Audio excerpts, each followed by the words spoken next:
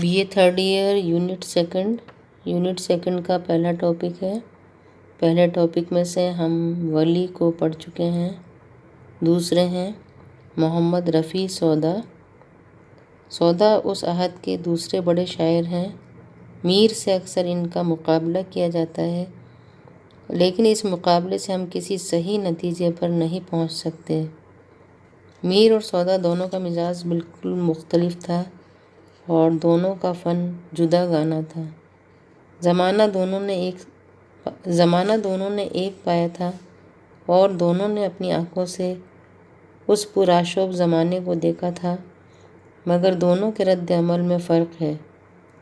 یوں کہ دونوں کی طبیعتیں الگ تھیں۔ نامساعد حالات میر کو افسردہ کر دیتے ہیں اور ان کا لہجہ غمناک ہو جاتا ہے۔ زمانے کی نیرنگیاں سودا کو اداس نہیں کر پاتی۔ وہ انقلابات زمانہ کو ہنس کر اڑا دیتے ہیں۔ اس کا سبب یہ بھی ہے کہ زمانے کی گردش نے میر کو اکثر بدحالی اور فاقہ کشی پر مجبور کر دیا۔ سودا کو کبھی ایسی صورتحال کا سامنا نہیں کرنا پڑا۔ چنانچہ میر کے کلام میں حزنیہ عنصر غالب ہے اور سودا کے کلام میں نشاطیہ عنصر۔ مرزا محمد رفیع سودا کے والد محمد شفیع دہلی میں سوداگر تھے۔ یہیں محمد رفیع پیدا ہوئے۔ مزاج کے اعتبار سے بے فکرے تھے۔ باپ نے جو اثاثہ چھوڑا تھا، پہلے تو اسے برابر کیا، پھر معاش کی فکر ہوئی۔ سوداگری آبائی پیشہ تھا، مگر یہ ان کا بس کا نہیں تھا۔ آخر فوج میں ملازمت کر لی۔ اسے مزاج کے خلاف پایا تو کمر سے اسلحہ کھول کے ایک طرف رکھا اور مصاحبت کو پیشہ بنایا۔ شاعر تھے اور شگفتہ مزاج بھی پایا تھا، اس لیے اس پیشے کو سلیقے سے نبھا دیا۔ کہا جاتا ہے کہ والد کے پیشے سوداگری کی نسبت سے سودا تخلص اختیار کیا تھا۔ سودا مختلف امراء سے وابستہ رہے۔ پہلے وہ محمد شاہ کے خواجہ سرا بسنت علی خاں کے ملازم ہوئے، پھر سیف الدولہ احمد علی خاں اور ان کے بعد نواب غازی الدین خاں عماد الملک سے وابستہ ہوئے۔ جب دہلی پر تباہی آئی تو عماد الملک کے ساتھ سودا بھی دہلی سے نکلے اور آخرکار فرخ آباد پہنچے۔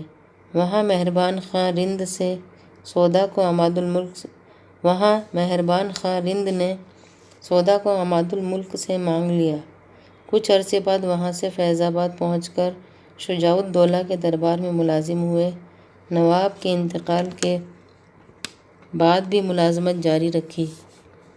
آصف الدولہ نے جب فیض آباد کے بجائے لکھنؤ کو دارالسلطنت بنایا تو یہ بھی لکھنؤ چلے آئے۔ یہیں 1781 عیسوی میں وفات پائی۔ سودا پہلے صرف فارسی میں شعر کہتے تھے اور اس میں کافی مشق بہم پہنچا لی تھی۔ خان آرزو سے اصلاح لیتے تھے۔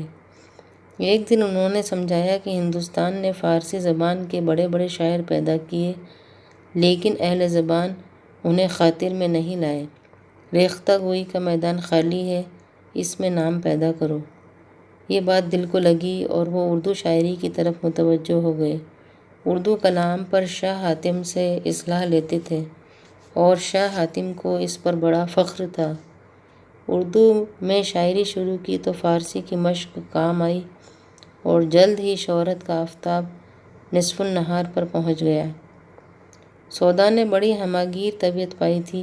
عجب شوق تھے۔ شاعری کے علاوہ موسیقی سے بھی دلچسپی تھی اور کتے پالنے کا بھی شوق تھا۔ شاعری کی تمام اصناف پر قادر تھے، مگر قصیدہ و ہجو سے ان کی طبیعت کو خاص مناسبت تھی۔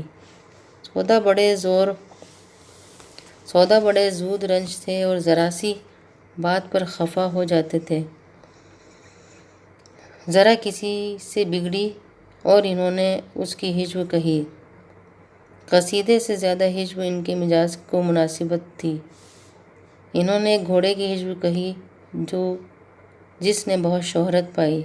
یہ ہجو دراصل گھوڑے کی نہیں بلکہ اس عہد کی بدحالی کی ہجو ہے۔ قصیدہ نگاری کو سودا نے معراج کمال پر پہنچا دیا۔ اس صنف میں اردو کا کوئی شاعر آج تک ان کی ہمسری نہ کر سکا۔ تشبیب، گریز، مدح، قصائد کے جتنے اجزاء ہیں، سودا نے سبھی کو بڑے سلیقے سے برتا۔